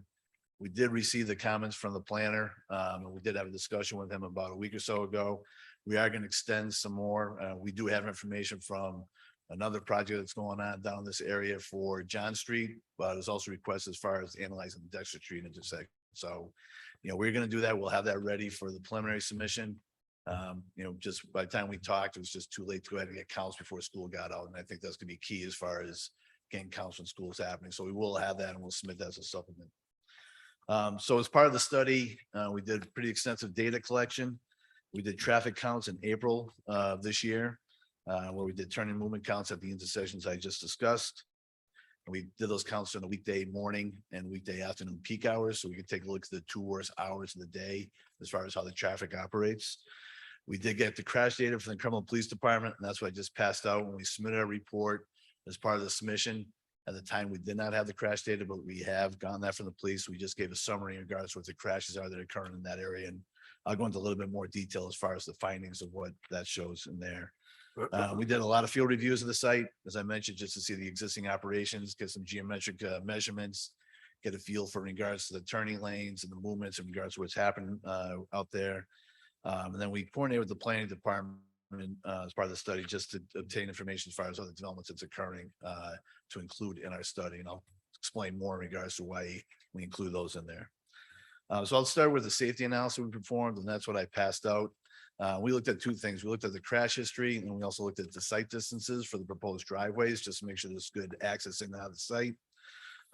So as far as the safety analysis, we took into account the crash data. We took into account the physical characteristics of the roadways. We looked at the alignments that are occurring in the areas. Then we looked at any obstructions as far as sight lines. And then we did the site distance measurements just to ensure that we could get those sight lines needed in order to make the safe access. Based on the crash data and the tables that I provided you in the summary, it didn't show any unusual trends at any of the intersections. I think the volumes of traffic that you out there and the number of crashes seems to be in line. You'll see a lot of the crashes that occurred have been rear end. It seemed like mainly minor rear ends that occurred. There's been a few injuries, I think a lot of times, but that's rear end accidents happen a lot at signalized intersections. So the cars move forward, hit their brakes, the car behind not seeing it. So you see those quite a bit. There was one area that kind of stood out, and that was the Mendon Road and Broad Street intersection. There was several crashes that were one vehicle crashes, and the reason for that was there's 3 crashes in that area that hit a deer. So it seems like that's a passageway for deer. So then, we just recommend that maybe want to put some kind of signings up there as far as deer crossings or something, just to make people aware of that area. So it seems like there is a trail for that area. As far as the driveways go, we looked at the 3 driveways that are currently at the site. We looked at Ann Hope driveway that comes out on Broad Street, and the 2 driveways that are on the west side of the building. So we took a look in regards to the sites and We did speed studies in order to determine what the speeds are that are actually occurring. There's posted speed limits are 25 miles on Broad Street. There is no posted speed limit on Ann Hope Way, but we assume that typical type of road will have a speed limit of 25 miles an hour. But we did use in regards to what we obtained from the speed study, so we increased it to go ahead and take a look in regards to what the speeds are for the actual speeds that we had. Based on that, we looked at the intersection site distances and the stopping site distances. And based on that analysis, it does show that we are able to go ahead and meet those criteria based on AASHTO, which is the guidelines as far as based on the speeds, how far you should be able to see up and down the road or to go in and out of the site safely. There was one intersection site distance on the west side of the building that had an issue. That's because the existing bushes that are between the two driveways, which I would assume are going to be going ahead and moved out so we can improve that sight line. So we don't see with those two driveways or the other driveway any concerns as far as getting in and out of the site safely. As far as our traffic impact analysis, we looked at 3 conditions. We looked at the existing conditions, and we looked at a future build out, future no build conditions 5 years out. And then we looked at the future build conditions 5 years out as well. So the existing conditions are what they are. We took the counts at the locations. We analyzed those under existing conditions. The future no builds, we take the existing conditions, we bump those numbers up, looking out in regards to what the product's going to be like when it's built 5 years out. So we've gone ahead and we've looked at a couple of things as far as make sure that traffic is projected to what it's going to be in those conditions 5 years from now without this development. So we took into account in regards to a growth factor, and we got that from the population data from the U.S. Census. We found that the growth factor for the town of Cumberland is 0.83%, but we put a conservative 1% annual growth rate, and we add that into the existing conditions. We also went ahead based on our conversation with the planning department. We took a look at other developments that are occurring in the area or potentially could be occurring in the area. So we included traffic volumes for the St. Patrick's Church conversion, the Nashon Mill residential development that could be occurring, and then also the Blackstone Valley Prep Charter School. So we took those volumes in there and we include that in our study to take a look in regards to what the future no build conditions would be. For the future build conditions, we went ahead, we took a look in regards to what's going to be generated from this site. So we use the ITE trip generation manual. That's a industry manual that the studies done throughout the country for different types of land uses. And based on that, we were able to go ahead and generate for the different land uses, the multifamily housing, the coffee shop, the health fitness club, general office building, all the uses that have been identified and talked about before we determine what the trip generation is going to be for those. Once we had those numbers, we then distributed them into the future no build conditions, and we distribute those 2 different ways. The residential development, those volumes there, we use what they call the US journey to work data, and that's just based on the census data that's obtained. When they take the census, they ask where you live, and then you also get information regards to where you work. So they come up with the data in regards to the percentages of how many people from Cumberland are heading, north, south, to what communities and stuff. So we took that for the residential use, distributed that in the traffic stream. We also took a look for the other uses that aren't residential. We took a look in regards to what the existing traffic patterns are, and we distribute those based on the existing traffic pattern in and on the site and then within the roadway system. So we think we distributed, the proper way to go ahead and try to get as accurate as we can for a traffic study. So that's how we did that in there. Based on that, what we did is like I said, we analyzed the existing future no build and future build. And the thing that we want to do for that is we want to take a look in regards to the future build conditions versus future no build conditions. Just to compare in regards to what the traffic's going to be without the development, what's going to be with the development. With the trips that are being generated, just so everybody always asks us questions like how many trips are going to be generated. So during the AM peak hour, and I should go back as far as the trips are being generated. We also took into account pass by trips and trips that are internal capture. Those pass by trips are for some of the uses that have people who usually stop, for example, the coffee shop. A lot of people go ahead and go to a coffee shop because it's on their way. And it's not a trip that somebody goes out of their way to go to, and variety stores or whatever, somebody uses. So we took the pass by trips, we implemented those, and we also took the internal capture trips, which are trips that occur on the site when you have a mixed use. So somebody who's in a residential use who may stop to go to the variety store or may stop to go get a coffee. There's factors that have been studied for that we include in there as well. So what we ended up coming up with as far as future trips that could be occurring is during the morning peak hour is going to be 399 total vehicles. That's with 179 vehicles trips entering into the site, and there's gonna be 220 vehicles exiting the site.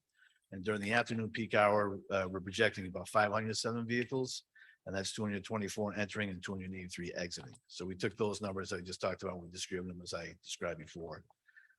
With all the, the analysis that we have done, as far as the intersections, there wasn't any intersections that went ahead and had a reduction in level service, the overall intersection. They all remained at level service B, worst case.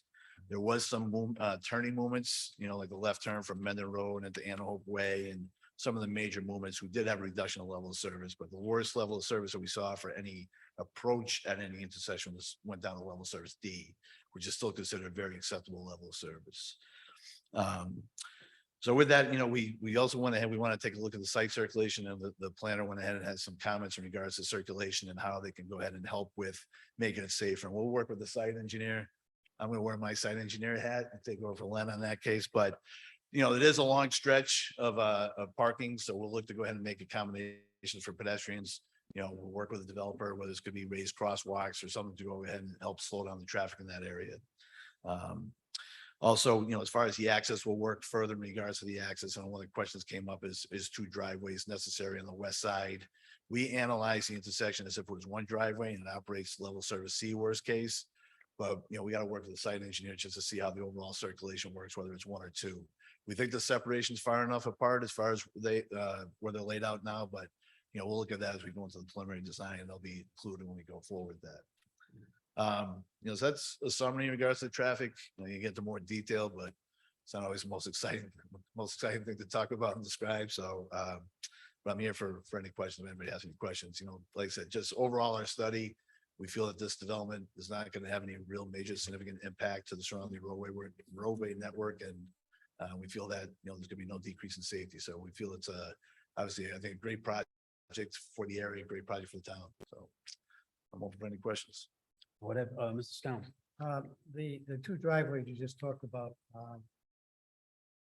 I remember, when you went into the parking lot, there was no barrier between the 2. You could fly into the parking lot left and right. Is there going to, I think there's going to be some type of landscaping barrier. Is that going to go right up to the road? Again, we're really refining. Just bringing it up as an issue. Yeah, it's certainly going to be made a lot safer than what presently exists. There's really no control at all. Right. Likely for your accessing by tractor trailer trucks and so forth. In terms of making a safe development, things are going to be much channelized, appropriately landscaped, and reduced for safe passenger car operation. I think what exists today is a much more wide open, Wild West out there. No, I And understand. we're gonna navigate away from that, probably reduce it down to 1 entrance on the west side. But we're still investigating that.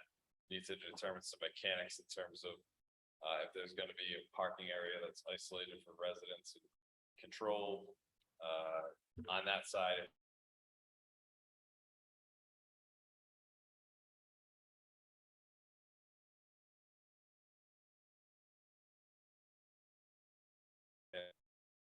Okay, thank you. Yeah, and the other thing that I didn't mention was the access into the site. When you come up Anna Hope Way, you got that slip lane. I know that's something we talked about the planner, just as far as making that clearer. I know I've done that a few times when I've taken that thing, I'm going on Broad Street and I'm heading down. So we will put signage out there just to give people as they're driving up there a better idea in regards to getting into development and going straight to Broad Street. In terms of the current zoning, being an industrially zoned lot, I think that transitioning to residential use over in terms of magnitude of traffic impact. Quite frankly, the uses in your use table that would be permitted today would be much more impactful for traffic. Right? Any other questions? I guess we're good. Thank you. Thank you, Mr. Chevlin. It's good. Experts. If you don't have anything further tonight, we'll be made available if there are questions from the public. Okay. Mr. Modica, is there anybody in the queue? Mr. Chairman, Yeah. I'm just gonna suggest, if you don't mind, Nick, to take BVP just to continue it because he did give me the email that I requested. Okay. So I don't think there needs to be any discussion. We expect that the revised, do you mind, Nick? Yeah. I don't mind. I just wanna- Opt out of ours to opt into that. Yeah, I'm just trying to let Mr. Romano go now. I think we've punished him Fine. enough. So, Table us quickly and open that one back up. We'll be here. so, Okay. I would expect that the revised plan would be submitted sometime in July. We'll try to have a TRC. I would suggest that you continue this to your meeting in August. There will be new notice, there will be new advertising, and with an August submission, the deadline for decision would be October, but if that doesn't make it, then it would be extended as needed. Okay. So with that, you could just move to continue the matter, call the matter, continue it to August. Just, I thought you were looking, August 31st. In the matter of BVP and their request for continuance. Mr. McDonald, I think you have a question? Just for the record, you have the language that we require, is that correct? And it's in writing. Yes, he sent it to me by email. Thank you. Thank you. Okay. So with that being said, if the board doesn't have any questions, I'll entertain a motion. August 31st. Is it August 31st? Yes. Okay. So, motion by Mr. Scown, seconded by Mr. Costner. Any other discussion? Hearing none. All in favor? Opposed? Chair votes yes. Motion carries. Thank you, Mr. Romano. Thank you, Ms. Salvatore. And I recognize Mr. Goodyear to continue for the Ann and Hope Yes. proposal. After that brief intermission, we're still here, available to answer Okay. any further questions that Sure. anybody, the public might have as well. Mr. Modica, nobody in the queue? We have eight people in the queue. So if anyone who is on Zoom right now, if you want to speak, there's a little raise hand icon at the bottom of your screens. You just have to click on that. And then you can speak.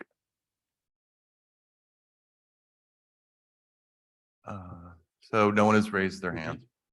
But I So, with that, I'll come with that back. being said, if there's We do have a anyone written in the copy. audience that has any questions, please come to the podium and give us your name and address for the record. Hello, thank you for having me. My name is Stephanie Gemsky, 24 Silver Street. So I just have a comment for the applicant. So there is a large staircase that historically connects Broad Street to Ann and Hope. So I kindly ask that that staircase be maintained and allowed the connection because there are small businesses. There's a great little coffee shop that I'm sure that the people that live there, when it turns into apartments, would enjoy. And there's some other little businesses. So with the revitalization of what we're doing on Broad Street, with the revitalization of Ann and Hope, this would be nice to kind of connect the community. So that is all. Yes, it's that staircase is kind of dilapidated, isn't it? Or iffy? Right. Like the property in general, that staircase is not in the best condition right now, and it will be integrated in the proposal. I think Jonathan Stevens would track me down if that wasn't part of our proposal. And although it was a comment that from the police department to make sure pedestrian access is appropriately managed on the site, which is our intention to really study and ensure that the residents are safe from traffic and the overall neighborhood pedestrians are channelized appropriately on this site. So everybody can be in harmony. Because that's a pretty steep staircase. I'm anticipating that you're gonna come up with a much better design than what's existing there right now. Yeah, it certainly will be made safe. A lot of the vegetation, scrub brush along there is gonna be opened up. It's gonna be landscaped in conformance with the plan. It's prepared by Ms. Sulia. It's gonna be really impressive from Broad Street, the vantage point that you'll get once that hillside's cleared, and, you know, trees that are determined that are gonna stay, just uplift the canopy. You'll be able to see the building a lot better from that. In terms of what this project will do, it'll be dynamic, not only for the property, it's going to be an improvement for the overall neighborhood, kind of uplift everything in proximity. And we're excited to see that as a resident. You dated me by saying how old your sons are. We're in our early 40s, Mr. Kuto. So Well, my eldest is approaching 50, but yeah, my youngest just turned 4. Yeah. And you know, my son, so. Mr. Chairman, for the record, the planning department does support perhaps a new design for that, but that access, it's Yeah. very important that access be maintained. Yeah, I'm anticipating that it's, you know, would be wider. and- switchbacks. However, yes, switchbacks is probably more conducive to the area, but opening that whole area up. It benefits not only the residents, because they'll have a better view of Broad Street. And vice versa, the people on Broad Street are gonna have a nice view of the. The mill itself. historically, yeah. Yeah. Restored. It benefits both sides, yeah. Mr. Chair, we do have one written comment. Sure. We received this by email earlier today. To the planning board, I'm sorry, this is from Mrs. Lynn Soto, SOUTO, 594 Broad Street. To the planning board, Mr. Modica, Mr. Stevens, Mayor Mutter, and the CEOs of Hartford Holdings. As a concerned lifelong resident and owner of a Broad Street mill house for 5 generations, I am registering my objection to the master plan. Specifically to the sheer amount of residential units in an incredibly congested corridor of our town. Broad Street has heavy traffic now with 5 schools. With additional expansion of the charter high school, plus the planned maxed out of St. Pat's units, the words oversaturation and past the point of no return come to mind. We love this town and we want nothing more than to keep it a town. Please don't turn it into a city, AKA Central Falls or Pawtucket. I realize you will assure us the traffic studies show minimal impact on this area, but you do not live here as we and our neighbors do. In all caps, please reconsider and scale it back into the caps before moving forward. 241 units means at least that many more vehicles and people. And that's if all are solo, double, trip that easily. Please get this right. It will affect the future of Cumberland for decades. Concentrate more on commercial use for our beloved Ann and Hope. Focus on less developed areas of town for your residential goals. Thank you for giving serious consideration to those impacted. Mrs. Lynn Soto. Thank you. Mr. Goodyear. Respond briefly to that. The comprehensive plan, as I mentioned, not even this iteration, the prior iteration, so we're going back 20 years, has cited this site for 235 residential units. So there's been an objective at this town to utilize that facility residentially for 2 decades. The function of that mill for commercial use was premised on rivers in the 1800s. We're long past that. If it could be used commercially, I think it would have been. And it's not due to primarily driven for not being close to interstates. That's really what it boils down to, unfortunately, because if there's a way to get it there, it'd be a much more profitable use for a developer.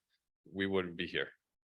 Well, if memory serves me, there were several attempts, I think, at some point in time to integrate some kind of commercial use of the mill.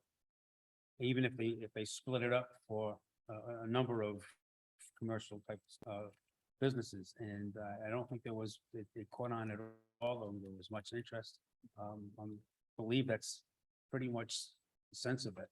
Because I can remember, Mr. Stevens, we took a tour, some of the members of the board took a tour of the entire mill complex.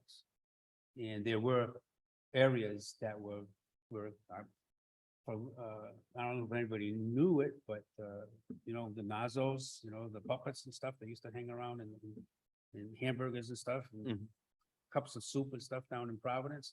They occupied part of that building, and that's where they built a number of their puppets at some point in time.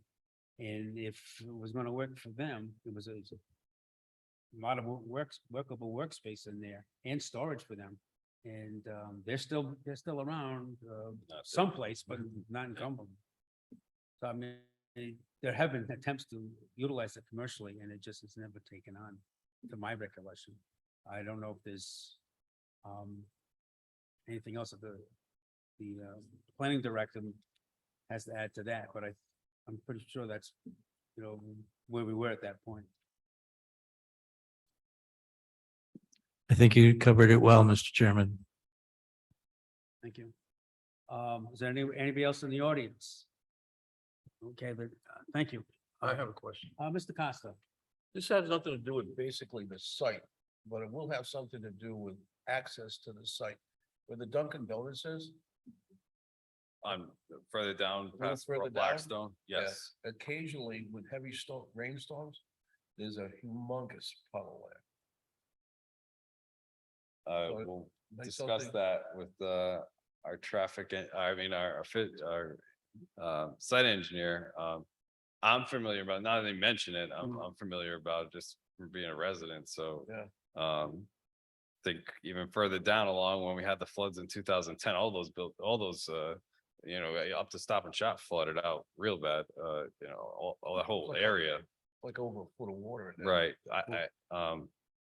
It happened last year because it was down there. Yeah, so we'll Just a thought. speak to the guys that I have, there's a handyman who still takes care of the building on a day-to-day basis and, ensure that no water got that high.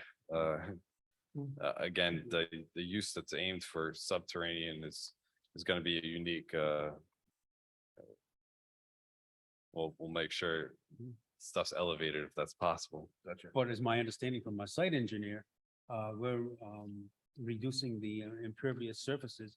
Right, uh, this would only be A lot, so. flooding off of the river, basically, Right. if that gets that Yeah. high. Well, it's the reason why the Lonsdale Drive-In doesn't exist anymore, because now that was all converted to help mitigate some of the flooding that occurs down that area, because it is a floodplain. I remember the drive-in always was flooded, a couple of feet of water at least, if not more. And that's the reason why now it's a Marsh. protected area. So with that happened then, a few years back when they developed that into a marshy area. And the fact that we're mitigating the drainage by having reduced impervious surface, I'm anticipating that that's going to help. And after that, I think it's the state that's going to have to get involved. Isn't that state maintained and? Yeah, I so believe on? that is a state road in Yeah. Oakwood.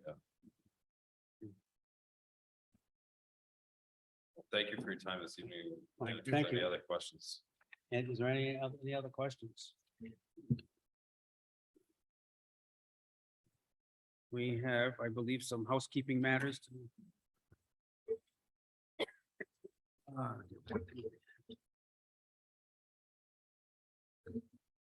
As we touched on briefly tonight about the Study Hill Road abandonment, the comprehensive plan amendment rather, the zoning ordinance amendment and the major land development master plan.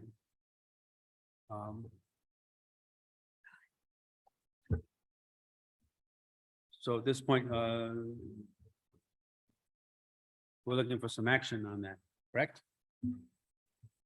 I'll start things off if you want, Mr. Chairman.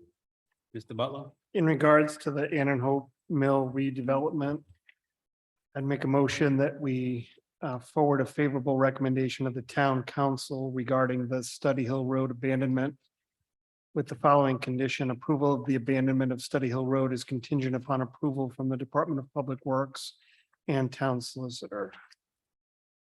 I have a motion by Mr. Butler. Do I have a second? Second, Ms. Vrashek. Any discussion? Hearing none. All in favor? Aye. Opposed? Chair votes yes. Motion carries.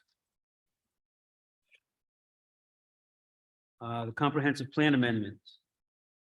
Mr. Chairman, in regards to Ann and Hope, I'll make a motion that we approve or send a positive recommendation to the town council regarding the comprehensive plan amendment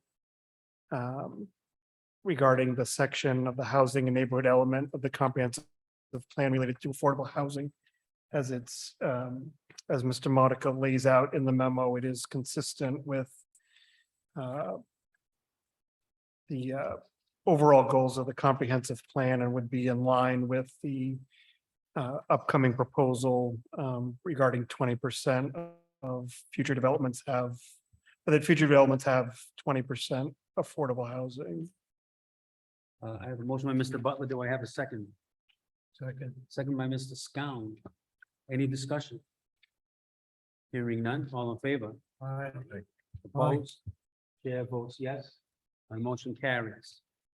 On the major land development master plan, the applicant requests master plan approval to redevelop the Ann and Hope Mill for residential. and Mr. commercial Chair, use. I think think we Oh, have to I'm do the sorry, what did I zoning. say? Oh, I'm sorry, please, I skipped over. Item C, zoning ordinance amendment, the applicant requests town council recommendation to create the Ann and Hope mixed use district.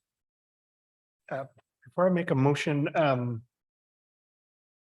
do we still want to include the exclusion of the roof mounted solar or leave that for preliminary plan or?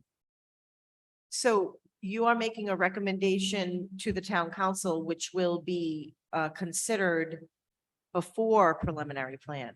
So if you like that use, you keep it in, and if you suggest that they take it out, you make that recommendation.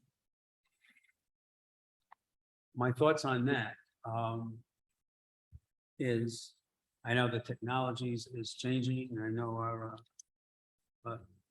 Tesla gentleman has developed some solar panel kind of systems that integrate well. They look like roof shingles and so on and so forth. So there's a technology there. And of course, Mr. DeBraja mentioned that if there is a way there, that there was proper screening that you couldn't see any kind of panels on the roof, that might work.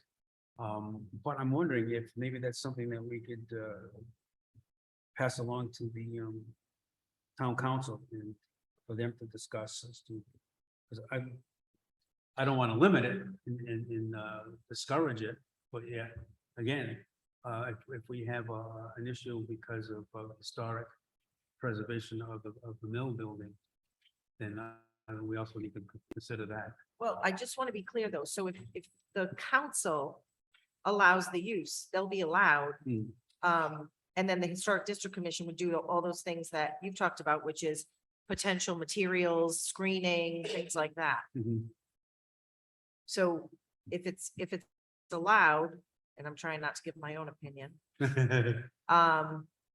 then it would be an allowed use, and the Historic District Commission would try to create a situation where it's not a visual impact.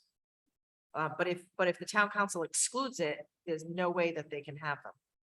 Unless they came back to have a revision. Unless they came back for another zone change. Yeah.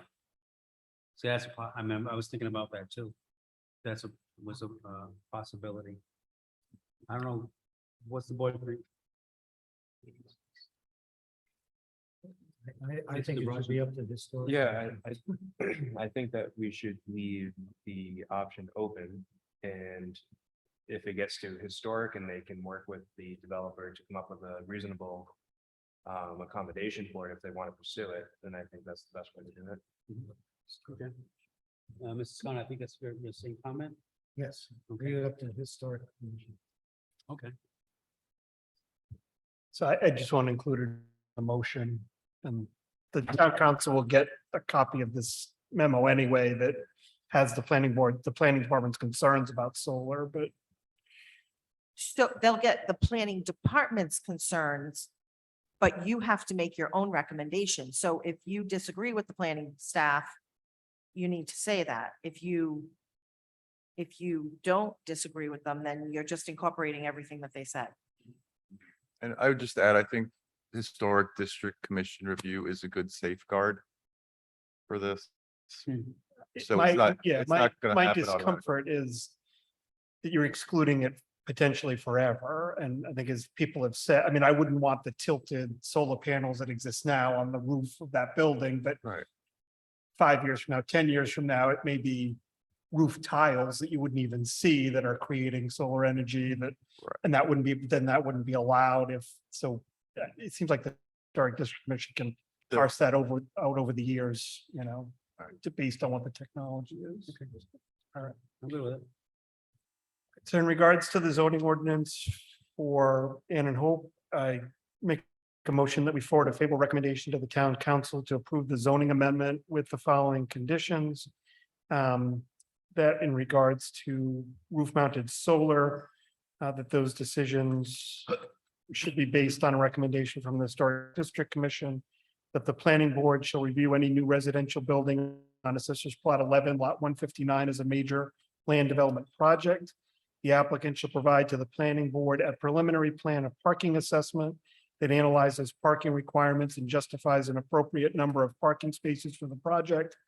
And of the 241 residential units, 20% or 48 units shall be deed restricted for a term of 99 years for households earning 80% or less of area median income, and include with our recommendation, Mr. Modica's analysis of the proposed Ann and Hope mixed-use districts. I have a motion by Mr. Butler. Do I have a second? Second by Mr. D'Ambrosia. Any other discussion? Hearing none, all in favor? I, Aye. Opposed? Chair votes yes, the motion carries. Okay, so. One more to go.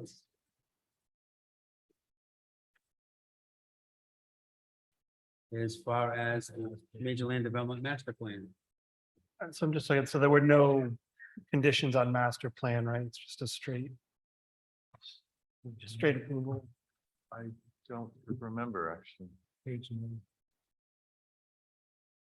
Well, no, there were many conditions for what needed to be submitted for preliminary plan, but it was a straight approval of Straight master. approval. master Yeah. plan, yep.